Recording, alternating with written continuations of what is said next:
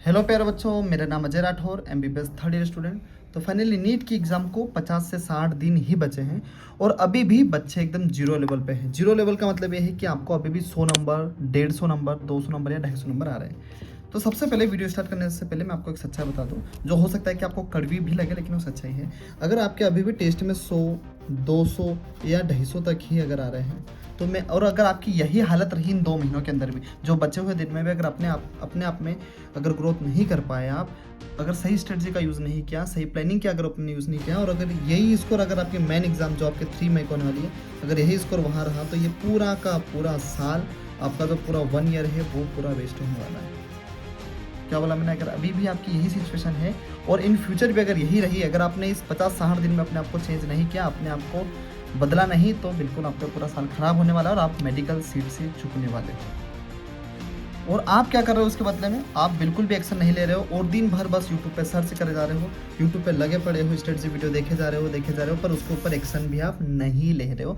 मैं कह रहा हूँ कुछ बदलाव होने वाला नहीं है, यही स्टॉप हो जाओ और मेरी एक बात ध्यान से सुन लो। मैं जो बता रहा हूँ उसको ध्यान से सुन लो, उसको फॉलो कर लो 2 महीने में, क्या पता आपको सीट मिल जाए, और बिल्कुल मिल जाएगा। तो चुपचाप बैठने से अच्छा है कि आप हाथ पैर मार लो, मार्क्स बढ़ते हैं। मैं कह रहा हूँ कि इतने बच्चे पढ़े जो 100 मार्क्स से 550 स्कोर करते हैं, 200 नंबर से 650 तक स्कोर करते हैं। और मैं कह रहा हूँ अभी जितने बच्चे वीडियो देख रहे हैं उन्हीं में से बहुत सारे बच्चे 3 मई के बाद में आएंगे और कहेंगे कि हाँ भैया, आपने जैसा हमें बताया था हमने ऐसा ही फॉलो किया था और हम मेडिकल कॉलेज में अब आ चुके हैं और हम यही स्कोर पे थे, 100, 200, 250 वाले स्कोर पे ही थे और आज हम मेडिकल कॉलेज में आ गए।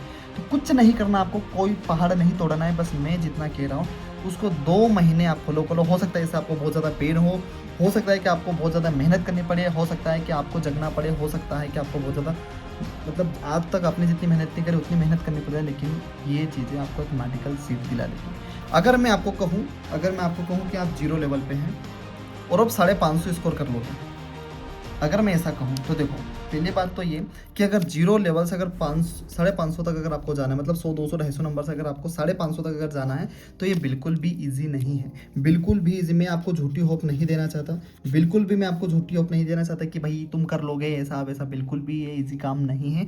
आपको बहुत ज़्यादा अपने आप को तपाना पड़ेगा, अपने आप को बहुत ज़्यादा पेन देना पड़ेगा इन 2 महीनों पर। मैं गारंटीड कह रहा हूँ, अगर मैंने जो बोल दिया वो अगर आपने फॉलो किया, हर चीज़ जो मैं आपको बताता हूँ इस चैनल पे, अभी के अभी सब्सक्राइब करो इसको। जितनी भी वीडियो मैं डालता हूँ सारे क्वालिटी कंटेंट, डाटा बेस्ड, सब कुछ अच्छा रहता है। अगर आपने उसको फॉलो करते हो तो मैं गारंटीड कह रहा हूँ कि आप मेडिकल सीट तक पहुँचोगे। बस ये है कि इजी कुछ नहीं होने वाला है। 2 महीने बचे हुए, आप पूरे साल आपको पूरा खर्च हो चुका है, पूरा खराब हो चुका है। अगर इसको आपने इजीली ले लिया, एकदम नॉर्मल ले लिया, तो भाई यही तुम्हारा स्कोर होने वाला है 200-250, और आप इस साल भी आपका वेस्ट हो रहा है। तो जीरो लेवल से 550 तक जाना बिल्कुल भी इजी नहीं है, टफ है, बहुत टफ है। मैंने क्या बोला? बहुत टफ है, लेकिन इम्पॉसिबल भी नहीं है।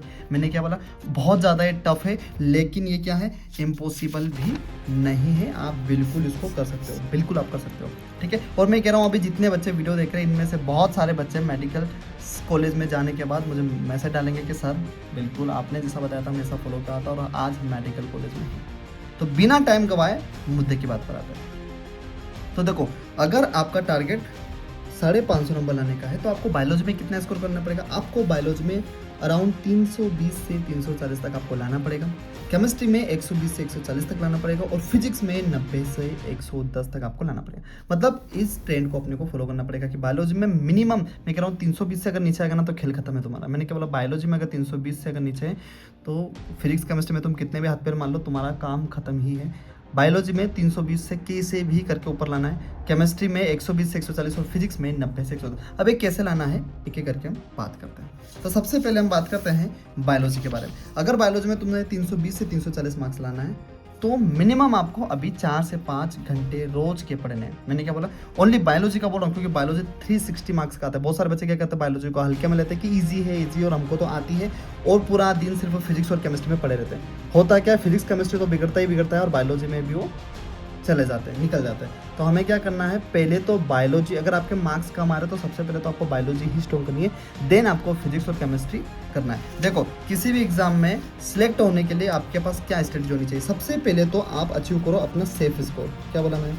सबसे पहले आप सेफ स्कोर तक जाओ, फिर आप अपना ड्रीम मार्क्स रखो कि आपको कितने मार्क्स अचीव करने हैं, या ये सोचो कि आपको कितने रैंक लानी है, किस मेडिकल कॉलेज में जाना है, ठीक है, किस मेडिकल कॉलेज में जाना है, ड्रीम मार्क्स या ड्रीम रैंक आप अचीव करो। तो सबसे पहले तो भाई अगर तुम्हारा सेफ स्कोर ही नहीं आ रहा अभी और तुम रैंक के बारे में सोच रहे हो तो इससे बड़ी बेवकूफ़ी कुछ नहीं है। अभी हमारा पहला प्राइमरी टारगेट हमारा होना चाहिए एक सेफ स्कोर अचीव करने के लिए। और सेफ स्कोर अगर आपको चाहिए तो बायोलॉजी में मिनिमम, मैंने क्या बोला, बायोलॉजी में मिनिमम 320 to 340 मार्क्स चाहिए ही चाहिए फॉर सेफ मार्क्स। मैंने क्या बोला, सिर्फ आपको सेफ मार्क्स करने के लिए बायोलॉजी में 320 से 340 लाना ही पड़ेगा। कैसे भी करो, कितना भी हाथ पैर मारो, 4 घंटे 5 घंटे और बढ़ा लो, बोले 6 घंटे पढ़ो, जितना पढ़ पाओ उतना पढ़ो, लेकिन आपको बायोलॉजी में कैसे भी करके 320 से 340 लाना ही पड़ेगा। ठीक है, अभी कैसे आएंगे देखो, सबसे पहले तो आपको क्या करना है, एनसीईआरटी लाइन बाय लाइन पढ़नी है। अब बोलो सर ये तो सभी बताते हैं, डिफरेंस क्या है? देखो एनसीईआरटी लाइन बाय लाइन पढ़ने का मतलब ये है कि एनसीईआरटी के अंदर, क्या बोला मैंने,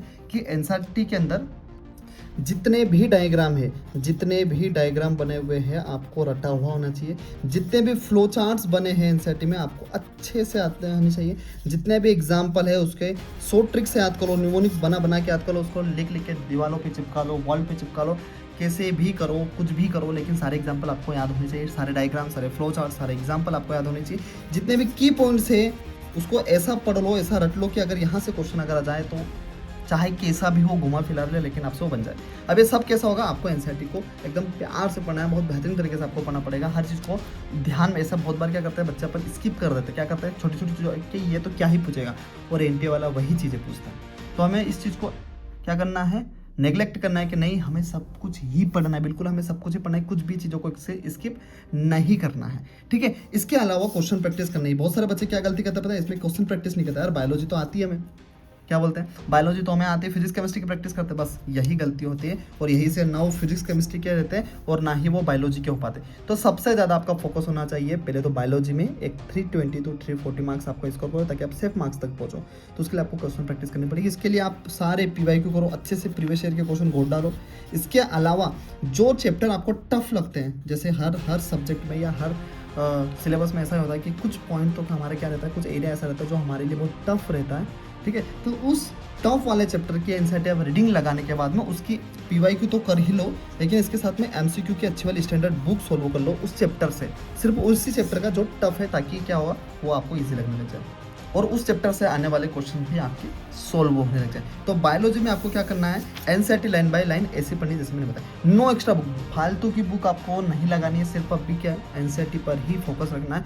बहुत सारे बच्चे कोचिंग के मॉड्यूल्स पढ़ रहे हैं, नहीं बिल्कुल नहीं, अभी एनसीईआरटी पर ही फोकस करना है, क्योंकि अभी सेफ मार्क्स स्कोर करो आप, पहले तो सेफ स्कोर तो आप अपना ही करो, तो अभी वो कैसे होगा, सिर्फ एनसीईआरटी से। तो बायोलॉजी में ओनली एनसीईआरटी पढ़नी है जब तक आपका अच्छा मार्क्स स्कोर ना हो पाए, 320 तक 330 तक। इसके बाद में अगर आपको और बढ़ाना है तब एक्स्ट्रा पढ़ना, पर अभी तो एनसीईआरटी ही पढ़ना है।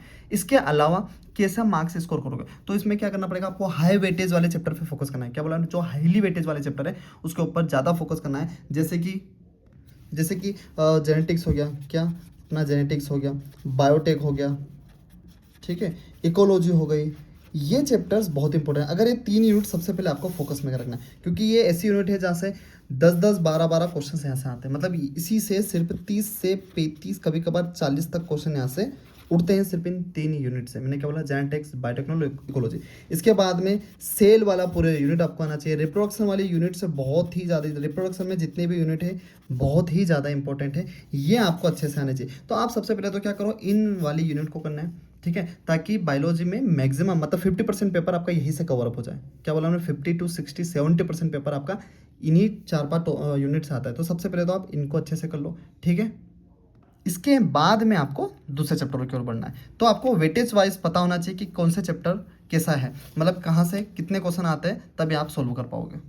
तो वेटेज वाइज चैप्टर की मैंने एक वीडियो पर्सनली सेपरेटली मैंने डाल दी है, कमेंट कर दो, उसका मैं लिंक आपको डाल दूंगा, ठीक है। इसके बाद में आपको क्या करना है, जैसे मैंने बोला कि आपको किसी एक्स्ट्रा बुक को नहीं लगाना है, हाई वेटेज वाले चैप्टर पे फोकस करना है। और आपका टारगेट क्या होना चाहिए डेली का, डेली आपको 100 से ज़्यादा MCQ प्रैक्टिस करना है बायोलॉजी के अंदर, PYQ आपको करना है, और टेस्ट आपको रेगुलर देना। अभी टेस्ट की एनालिसिस, टेस्ट कैसे क्या देना है वो वीडियो के एंड में अपन बात करेंगे, ठीक है। अब हम बात करते हैं केमिस्ट्री के बारे में। अब केमिस्ट्री में आपको कितना स्कोर करना है, 120 to 140 अगर आपको स्कोर करना है तो आपको 3 से 4 घंटे आपको पढ़ना ही पढ़ना है, मिनिमम है, नॉट मैक्सिमम, ये मिनिमम है, इससे आगे ही पढ़ना है आपको, ठीक है। अब केमिस्ट्री को अपन 3 भागों में डिवाइड कर देते हैं, physical chemistry, organic chemistry, inorganic chemistry. Physical chemistry पूरा न्यूमेरिकल बेस्ड आता है और कुछ कंसेप्चुअल चीज़ें आती हैं वहाँ पर। ऑर्गेनिक में सिर्फ रिएक्शन मैकेनिज्म आपसे पूछा जाता है, रेजेंट के बारे में पूछा जाता है। इनऑर्गेनिक में ट्रेंड्स वगैरह एक थ्योरेटिकल, पूरा एक थ्योरेटिकल बेस्ड एक इनऑर्गेनिक में रहता है पूरा एकदम। आपको ऐसा पूछा जाएगा लाइन बाय लाइन, आपको बायोलॉजी जैसे आपको याद है ऐसी इनऑर्गेनिक आपको याद होनी चाहिए। ठीक है, एनसीईआरटी का पूरा मेमोराइजेशन आपको होना चाहिए। अब देखो फिजिकल में आपको क्या करना है, ऑर्गेनिक में क्या करना है और इनऑर्गेनिक में आपको क्या करना है। सबसे पहले बात मैं करता हूँ फिजिकल में। फिजिकल पहले अगर और पूरी ऑर्गेनिक केमिस्ट्री या पूरी केमिस्ट्री की अगर बात करूँ तो केमिस्ट्री में भी आपको सबसे पहले तो किन चैप्टर को उठाना है, हाई वेटेज वाले चैप्टर पे। ऐसे चैप्टर जहाँ से सबसे ज़्यादा क्वेश्चन अपने पूछे जाते हैं, क्या बोला मैंने, जहाँ से सबसे ज़्यादा क्वेश्चन पूछे जाते हैं और जो ईजी भी हो। ठीक है, ऐसा नहीं कि टफ चैप्टर के पीछे पड़े हैं और वहाँ से एक भी क्वेश्चन नहीं आ रहा। तो हमें क्या करना है, हाई वेटेज वाले चैप्टर पे उठाना है जो इजी भी हो और ज़्यादा आईएमपी भी हो। ठीक है, अब होता क्या है, जैसे फिजिकल में है ऑर्गेनिक और इनऑर्गेनिक, फिजिकल में भी आपने हाई वेटेज वाला चैप्टर उठा लिया। ठीक है, आप क्या करो फिजिकल में उसका फॉर्मूला सब अच्छे से याद कर लो, जितने भी फॉर्मूला है अच्छे से रट डालो। ठीक है, या अरेंज कर लो इधर उधर से, फॉर्मूला सीट तैयार कर लो, आप खुद याद कर लो, खुद प्रिपेयर कर लो उसको शॉर्ट नोट्स को और बार बार उसको रिवीजन करते रहो। ठीक है, तीसरी बात अगर मैं बताऊं जो पावर पॉइंट इस वीडियो का रहने वाला है फिजिकल के लिए, क्या बोला मैंने, फिजिकल के लिए पावर पॉइंट ये है कि एनसीईआरटी के अंदर कुछ ब्रैकेट में कुछ क्वेश्चंस डले हुए रहते हैं। क्या बोला मैंने, एनसीईआरटी के अंदर ब्रैकेट में कुछ क्वेश्चंस डले हुए रहते हैं, एग्जाम्पलर और एंड में भी एक्सरसाइजेस दिए जाती है। अगर आप उसको अच्छे से कर लेते हो तो मैं वहाँ से कह रहा हूँ कि फिजिकल केमिस्ट्री में से 2 से 3 क्वेश्चन तो वहीं से फिट होते हैं। क्या बोला मैंने, 2 से 3 क्वेश्चन, कभी कभार इससे ज़्यादा भी क्वेश्चन सिर्फ ब्रैकेट वाले क्वेश्चन जो रहते हैं एनसीईआरटी के अंदर वहाँ से फिट होते हैं। इसके अलावा अगर मैं बात करूँ पीवाईक्यू से, प्रीवियस ईयर क्वेश्चन अगर आप लगाते हो तो वहाँ से सिमिलर क्वेश्चन आपको 7 से 8 क्वेश्चन, सिमिलर 8 से 10 क्वेश्चन, क्या मैं बोल रहा हूँ, कभी कभार तो फिजिकल केमिस्ट्री के जब 15 क्वेश्चन ऐसे 13 14 क्वेश्चन पूरा पीवाईक्यू बेस्ड क्वेश्चन आ जाते हैं। तो प्रीवियस ईयर के क्वेश्चन आपको लगाने हैं और एनसीईआरटी के वो लगा लेने। इससे क्या होगा कि आपको ये पता चल जाएगा कि एक्चुअल फिजिकल केमिस्ट्री से क्वेश्चन आते कैसे हैं। ठीक है, और आप अप्रोच लगा पाओगे कि अच्छा इस पैटर्न में हमें पढ़ना है क्या, इस पैटर्न में न्यूमेरिकल सॉल्व करना है क्या। तो इससे आपको काफ़ी ज़्यादा हेल्पफुल मिलने वाली। पर पावर पॉइंट क्या है कि एनसीईआरटी में जितने भी ब्रैकेट वाले जो क्वेश्चन है और एग्जाम्पल जो एंड में लिखे हैं, जो एक्सरसाइजेस है, उसको आप अच्छे से कर लेना। डायरेक्ट एग्जाम में बिना वैल्यू चेंज किए, मैं क्या बोल रहा हूँ, वैल्यू तक नहीं चेंज करते, डायरेक्ट एग्जाम में वो देते हैं। ठीक है, तो फिजिकल केमिस्ट्री में आपको ऐसा करना है, लेक्चर आप वन शॉट से देख लो इसको एनसीईआरटी नहीं भी पढ़ोगे थ्योरी तो भी चलेगा। बस इसके क्या करो, आप लेक्चर देखो, वन शॉट देखो या ऑनलाइन ऑफलाइन जहाँ भी पढ़ो आप, उसकी फॉर्मूला सीट जरूर रेडी करना, एनसीईआरटी के ब्रैकेट सोल्व करना, पीवाईक्यू अच्छे से सोल्व करना। फिर बात करो अगर मैं ऑर्गेनिक केमिस्ट्री की, तो देखो सबसे पहले अगर मैं पावर पॉइंट बताऊं, ठीक है, तो ऑर्गेनिक में क्या होता है कि फ्री मार्क्स मिलते हैं। कैसे मार्क्स मिलते हैं, आप क्या करो, सबसे पहले तो नेम रिएक्शन उठा लो सारी, और एक 10 वाली कॉपी 20 वाली कॉपी खरीद लो और उसमें मेंशन कर लो नेम रिएक्शन, जितने भी 30 35 40 रिएक्शन जो है, ऐसा रट डालो उनको, 20 से 25 30 है बस, ऐसा रट डालो उसको कि कहीं से भी अगर नेम रिएक्शन से अगर क्वेश्चन उठा तो तुम्हारा हो जाएगा। मैं बोल रहा हूँ नेम रिएक्शन, सिर्फ नेम रिएक्शन से 4 से 8 क्वेश्चन हर साल नीट में देते हैं। ऑर्गेनिक में कितने क्वेश्चन आते हैं, 15 क्वेश्चन आते हैं, जिसमें से 50% पेपर नेम रिएक्शन के इर्द गिर्द होता है। अगर आप नेम रिएक्शन कर लेते हो तो आधा काम तो आपका यही खत्म हो जाता है। तो ऑर्गेनिक में आपको क्या करना है, नेम रिएक्शन उठाना है, काय की, एनसीईआरटी की। सेकंड आपको क्या करना है, ऑर्गेनिक में आप एनसीईआरटी को एक बार रीडिंग जरूर लगाओ। ठीक है, जैसे इनऑर्गेनिक में आप एनसीईआरटी बहुत ज़्यादा पढ़ते हो ना, इतनी ऑर्गेनिक नहीं पढ़नी होती, पर ऑर्गेनिक में जितनी भी नेम रिएक्शन या नॉर्मल रिएक्शन भी अगर लिखी है एनसीईआरटी में तो वो आपको होनी चाहिए और वो आपको याद होनी चाहिए। ठीक है, इसके अलावा इसमें ऑर्गेनिक में आपको क्या करना है, अच्छे से बुक लगा लो, या प्रीवियस ईयर के क्वेश्चन तो आपको लगाने ही लगाने, 15 साल के इसमें प्रीवियस ईयर के क्वेश्चन आपको लगा लो। लेकिन याद रखना, नेम रिएक्शन ऐसा रट डालना, ऐसा कर लेना, जैसे कैनिज़ारो रिएक्शन है, कॉल्बे रिएक्शन है, कॉल्बे इलेक्ट्रोलाइसिस है, वुड्स रिएक्शन है, बहुत इंपॉर्टेंट है, कार्बिल अमीनो रिएक्शन ये बहुत इंपॉर्टेंट है, आप इसको करके जाना। अगर आपको इनकी सबकी एक साथ नोट से चाहिए, मेरे पास सब एक साथ लिखे हुए सारी रिएक्शन, तो आप मुझे बता देना, मैं टेलीग्राम पे डाल दूंगा और आपको लिंक डाल दूंगा। बस आप कमेंट में बता दो आपको क्या क्या चीज़ें, सारी चीज़ें हम आपको प्रोवाइड करने के लिए ही यहाँ बैठे हुए। ठीक है, तो नेम रिएक्शन अच्छे से करो। फिर बात आती है इनऑर्गेनिक केमिस्ट्री की। देखो इनऑर्गेनिक केमिस्ट्री एकदम एनसीईआरटी बायोलॉजी जैसी है। कैसी है, बायोलॉजी जैसा ही है ये काफ़ी हद तक। ठीक है, पहले इसकी थ्योरी बायोलॉजी जैसी है। तो हमें क्या करना है, सबसे पहले तो उनको एनसीईआरटी जैसा, एनसीईआरटी ही पढ़नी है, बायोलॉजी जैसा अप्रोच लगना है, पूरी एनसीईआरटी रीड करनी है अच्छे से। अगर आप एनसीईआरटी नहीं पढ़ पाते हो, बहुत बार क्या होता है कि कुछ चैप्टर्स ऐसे इनऑर्गेनिक के जिसमें एनसीईआरटी समझ में नहीं आते, तो आप क्या करो, उसको अलग से नोट्स बना लो, पर वो नोट्स तुम्हारा होना चाहिए पूरा एनसीईआरटी बेस्ड नोट्स होना चाहिए। कहीं से भी अरेंज कर लो, नहीं है तो आप कमेंट कर दो, हम प्रोवाइड करवा देंगे आपको। तो एनसीईआरटी बेस्ड नोट्स आप बार बार रिवाइज करो। इसके अलावा इसमें क्वेश्चन प्रैक्टिस कैसे करनी है आपको, इसमें भी ब्रैकेट में कुछ फैक्ट लिखे हैं, क्या, जो फैक्ट्स लिखे होते हैं एनसीईआरटी में, उसको आप अच्छे से कर लेना। इसके अलावा जितने भी ट्रेंड्स दिए हैं एनसीईआरटी में या फिर जो भी आपके नोट्स में मेंशन हो, ठीक है, जैसे केमिकल बॉन्डिंग में, पेरियोडिसिटी में जो ट्रेंड्स, जितने भी ट्रेंड्स उसको अच्छे से कर लेना, अच्छे से समझ लेना, एक्सेप्शन पे ज़्यादा फोकस करना इनऑर्गेनिक केमिस्ट्री में, बाकी एनसीईआरटी आपको अच्छे से करनी है। क्वेश्चन प्रैक्टिस आपको क्या करना है, क्वेश्चन प्रैक्टिस आपको करनी है एग्जाम्पलर में एक्सरसाइजेस से, पीवाईक्यू आप अच्छे से कर लेना, ठीक है। पीवाईक्यू तो आपको सब में ही करना है, चाहे फिजिक्स हो, केमिस्ट्री हो, बायोलॉजी में, आपको पीवाईक्यू अच्छे से करना है। तो इस तरीके से आपको ऑर्गेनिक, इनऑर्गेनिक और फिजिकल को करना है। आप इजीली 120 से 140 तक आसानी से आ जाएगा। जैसे आप 120 से 140 तक आएंगे, मैं अगला वीडियो लेके आऊँगा फेज़ 2, जिसमें हम फिर 140 से इसको 160, 170 तक करवाएंगे। अब बात करते हैं अपन फिजिक्स के बारे में।